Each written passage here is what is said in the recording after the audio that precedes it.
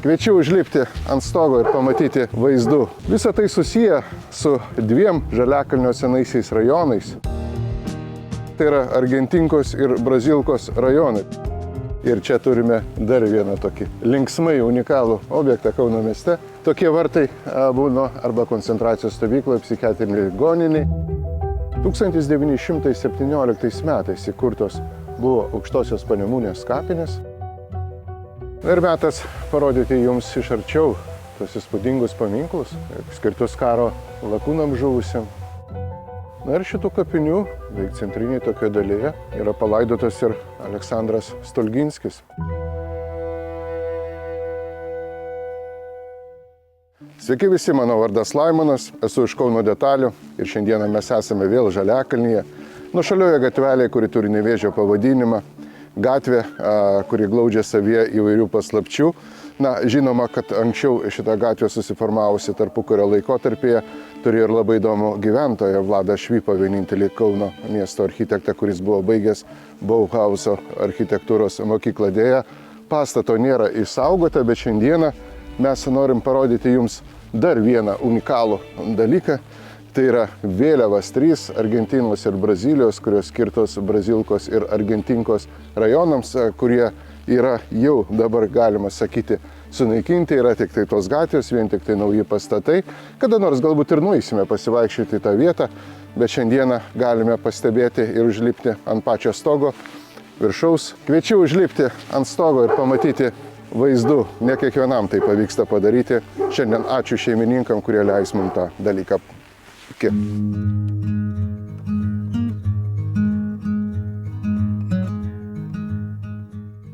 Va, esame jau viršutinėje dalyje.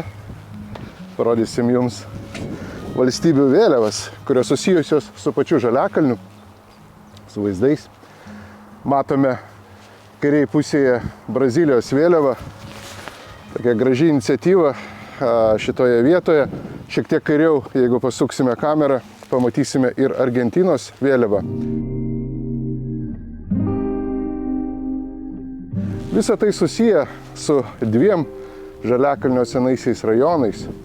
1928 metais susiformavusiais Kaune, tai yra Argentinkos ir Brazilkos rajonai. Priklausė kažkada žemės ūkininkam, kurie nusprendė neūkininkauti, o išskirstė sklypus pačius savam rajone ir ten įsisteigė Brazilka ir Argentinka. Aišku, tas vaizdas, kurį mato mūsų žiūrovai šiuo metu, ne visą laiką yra pasiekiamas, o tą vaizdą galima pamatyti iš palydovų, prisitraukus Kauno miesto vaizdą arba skrendant oro balionu. Tai toks ir sumanymas buvo savininko domo. Matome toje pusėje dešinėje tokį rudą čerpinį stogą, pastatą, kuris turi vieną didžiausių tūrių šitame Žaliakalnio rajone. Ir tai yra moterų pranciškonių arba kitaip vadinamų klariščių vienuolynas. 1936 metais šitam rajone pastatytas pastatas. Autorius žymusis Pranciškus Morkūnas, vienintelis iš Lietuvos architektų gavęs iš Vatikano apdovanojimą. Pijus popiežius apdovanojo į Grigaliaus ordiną už Lietuvos bažnyčių statybą.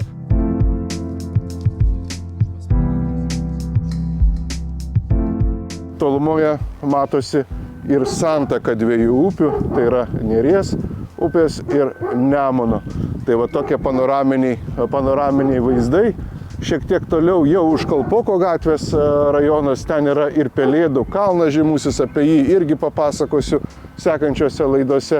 Tai tokia unikali vieta, kažkada tai buvusi neturtingų žmonių gyvenamoji vieta, šiuo metu tai yra pakankamai prestižinis rajonas su puikiais vaizdais į Kauno miestą. Keliaujame toliau.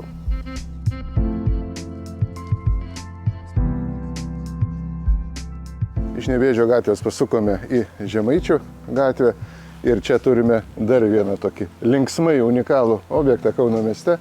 Tai yra Very Bad Hotel.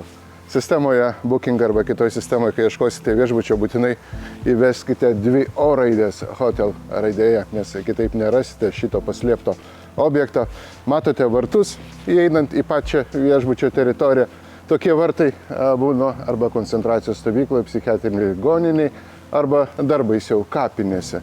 Bet nereiktų bijoti šito tamsiojo pastato, Vieta tikrai unikali, savotiškas meno muziejus gatvėje taipogi.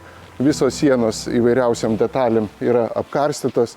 Nereiktų apsigauti, vidus yra išpieštas ukrainietės dailininkės. Toks stilius, kad čia turbūt geriausia vieta švęsti Helovyną šitoje vietoje. Bet šiandieną norėčiau parodyti jums truputėlį vaizdo į Kauno miestą, nes yra įrengta ir tokia panoraminė aikštelė, kurią nusileisime į apačią ir pasižiūrėsime, kas yra tenai.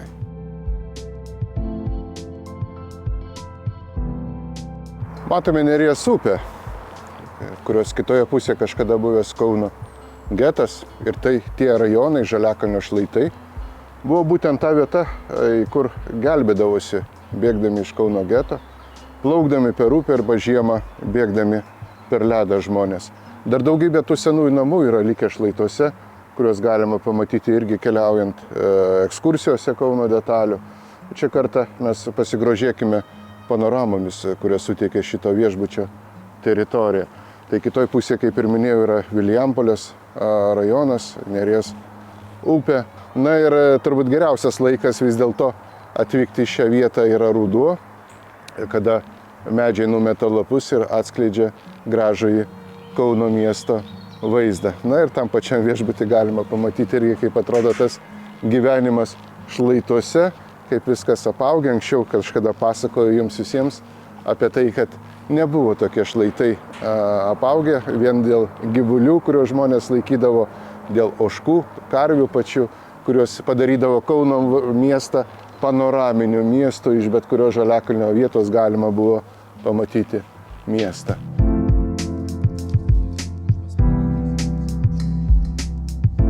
Turbūt visiems įdomu pasižiūrėti, kasgi yra šito viešbučio viduje, dėl ko tas Helovynas, kaip sakiau, yra pagrindinė šito viešbučio šventė.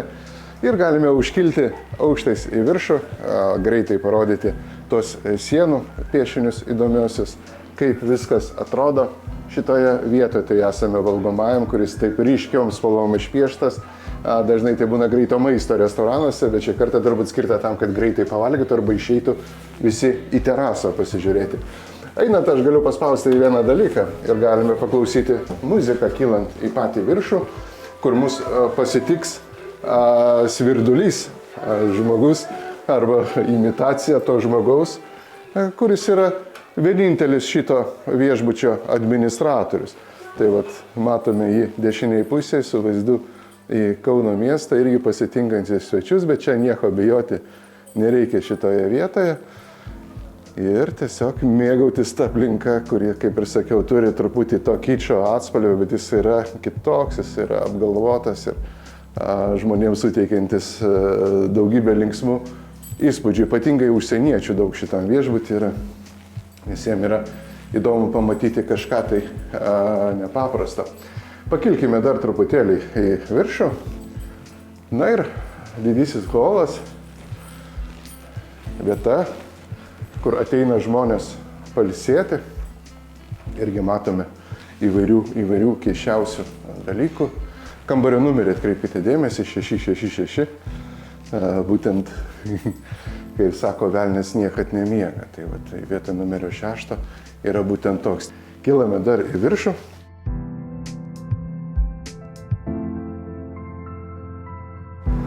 Matome kabliuko formos vonę esančią šitam objekte. Turbūt ne kiekviename viešbutyje tą dalyką pamatysite. Ir matome nuostabius panoraminius vaizdus į Kauno miestą. Tai va tokių vietų yra Kaune. Šiandieną matėte ir Brazilijos, Argentinos vėliavas puošiančias Kauno miestą, tik tai iš aukštai, ką galima pamatyti. Na ir viešbutis įdomus, juokingas savotiškai, į kurį rekomenduoju bent jau kieme pasivaikščioti ir pasižiūrėti Kauno miesto vaizdų.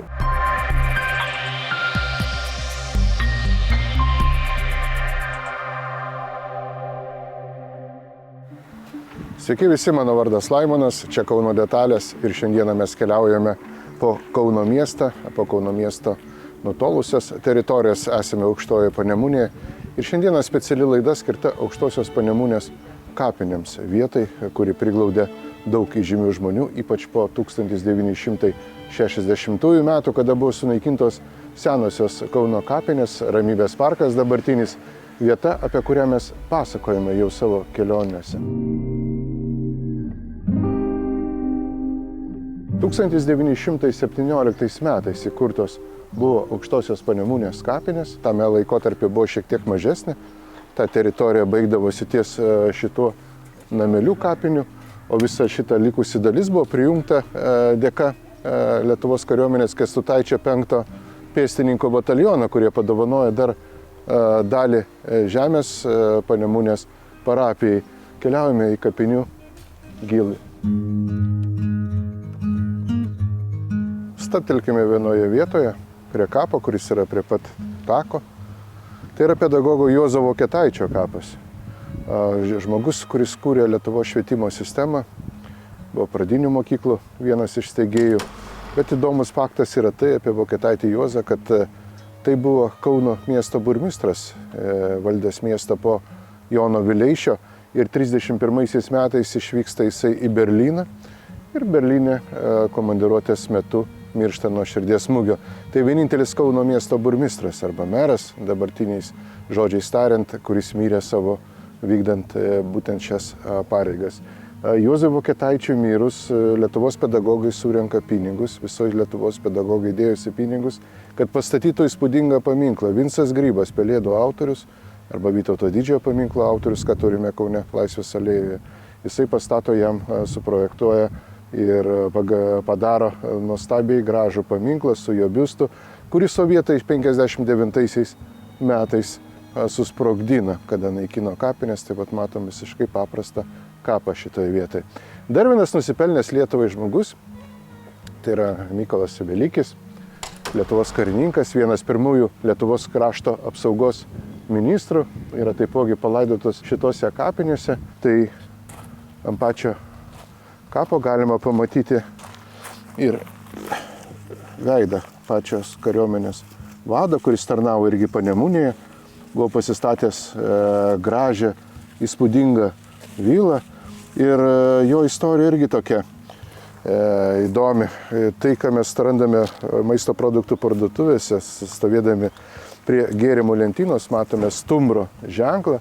Tai būtent tą stumbro ženklą ir sugalvojo Mykolas Velykis su savo verslo partneriu, turėdamas Flykerių gamyklą Kauno mieste jau netarnybos laikotarpiu. Na ir vėliau sovietiniais laikais stumbro pavadinimą perima būtent ta didžioji bendrovė, kur yra šiuo metu Kaune, ir iki pačių dienų neša šitą ženklą. 1957 metais grįžta Mykolas Velykis į Aukštąją Panemunę iš tremties ir sekančią dieną miršta. Liūdnos žmonių istorijos, bet kai kurie jų ženklai dar lieka iki pat šių dienų.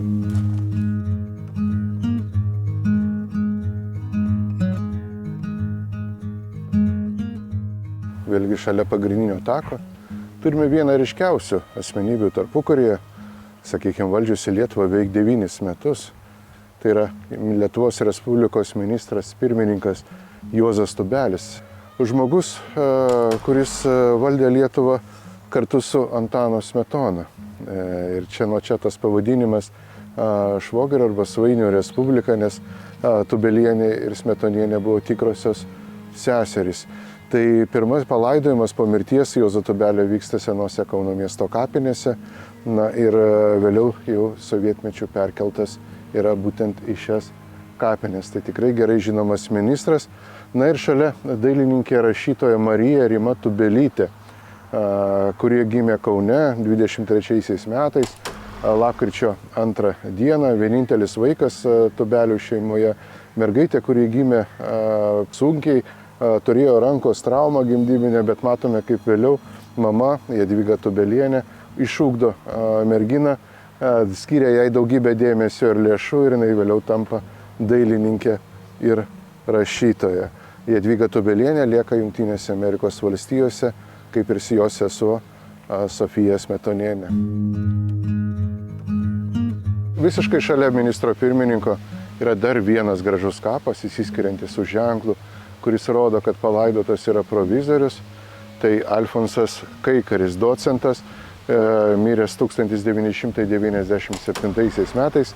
Jo didžiausias nuopelnas Kauno miestui tai yra farmacijos muziejus esantis Rotušės aikštėje, į kurį labai kviečiu visus apsilankyti, jeigu dar nesate matę šito vieno įdomiausio muziejaus. Ir metas parodyti jums iš arčiau tos įspūdingus paminklus, skirtus karo lakūnam žuvusiam.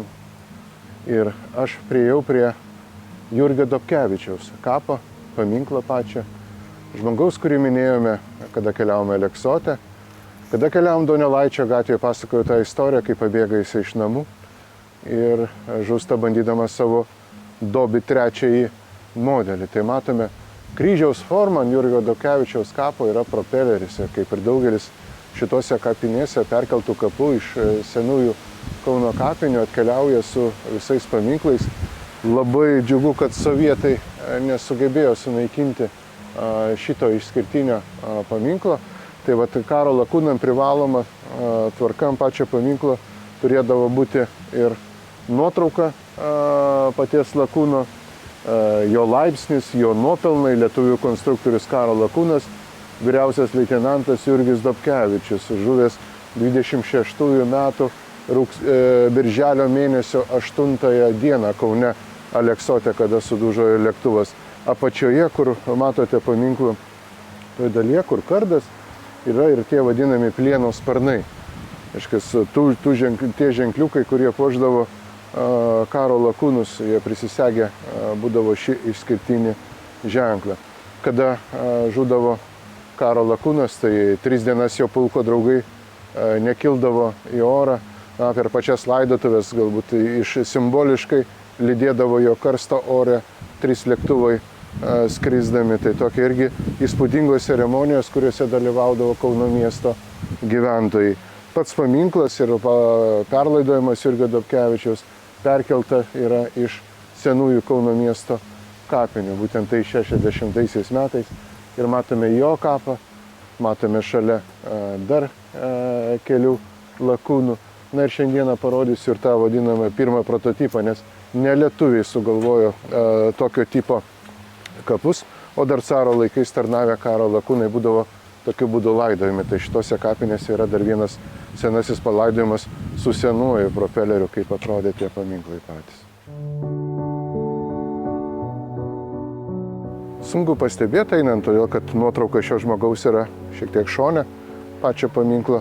Tai yra Vaclovas Zatorskis, žinomas fotografas, žmogus, kuriam vieninteliam turbūt leido Kauno miestą kaip tvirtovę fotografuoti caro laikais. Ir kada sustojame prie šio paminklo, žmonėms visą laiką rodo senasias nuotraukas Kauno miesto ir visą laiką klausiu, kuri tai vieta, nes Kauno 19 amžiaus pačioje pabaigoje sunku atpažinti, lyginant su dabartinio miesto nuotraukomis. Tai Zatorskis palieka mums daugybę nuotraukų. Ką rekomenduoju, tai galite įsivesti pavardę ir vardą Vaclovas Zatorskis.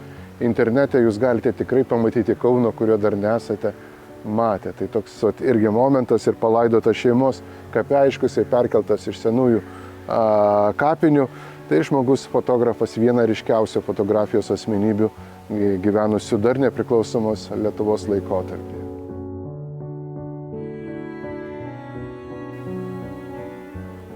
Na ir šitų kapinių, beveik centriniai tokioje dalyje, yra palaidotas ir Aleksandras Stulginskis, nepriklausomybės akto signataras vasario 16-osios, teigiamojo Seimo pirmininkas, Lietuvos Respublikos prezidentas. Jo kaip prezidento rekordas Lietuvoje yra turbūt sunkiai dabar bus pamušamas, nes prezidentu jisai tapo, kai buvo 35 metų. Tai pagal dabartinę konstituciją tai turbūt nėra įmanoma. Prie vasario 16-osios akto signatarų kapų visą laiką mes galime pamatyti ir tokius specialius pilonus, kurie žymi palaidojimo vietas. Tai kodėl Aleksandras Stulginskis palaidotas šitą vietą? Todėl, kad pirmoji mirė jo žmona, kuri buvo palaidota šitose kapinėse. Na ir vėliau sovietmečių 69 metais rugsėjo mėnesį miršta ir Lietuvos Respublikos prezidentas. Dabar sunku įsivaizduoti, kad Taikos prospekte viename iš 5 aukščių, kur paskutinioji vieta buvo Aleksandro Stulginskio gyvenimo, ten vyko ir atsisveikinimas daugiabutyje su prezidentu, šakelės išdėstytos vedančios į butą laiptinėje ir nedaug žmonių, nes daug kas bijojo aplankyti šį žmogų, kad nepatektų į sovietų saugumo akiratį. Tai va toks kapas, kurį turi žinoti turbūt visi kauniečiai ir Lietuvos gyventojai, žmogaus, kuris atidavė Lietuvai daug metų ir vienintelis iš Lietuvos Respublikos prezidentų, kuris nepasitraukė į vakarus užėjus sovietiniam režimui. Paminklas, kurį žadėjau parodyti dar prie Jurgio Dobkevičiaus kapo, tai karo aviacijos žvalgo Bondarevskio kapas. 1914 metais šis karo lakūnas žūsta ir senose Kauno kapinėse, matome, buvo pastatytas irgi toks kryžius su propeleriu. Paminklas šiek tiek skiriasi. Vėliau lietuviai tarpukario laikotarpį modifikavo karo aviacijos kariūnų kapus, bet matome, kad likę būtent šita ypatinga detalė, kurią lietuviai dar ilgą laiką naudojo iki pat 40-ųjų metų. Tai va, tai toks karo aviacijos paminklų susibūrimas, jeigu galima pasakyti, šitose kapinėse. Ir ne veltui, nes Aukštoji Panemunė ilgą laiką iki 1915 metų buvo ir pirmasis Kauno miesto oro uostas, apie kurį papasakosiu jums kitose laidose. O šiandien tiek, keliaujame toliau į Kauno pažinimą.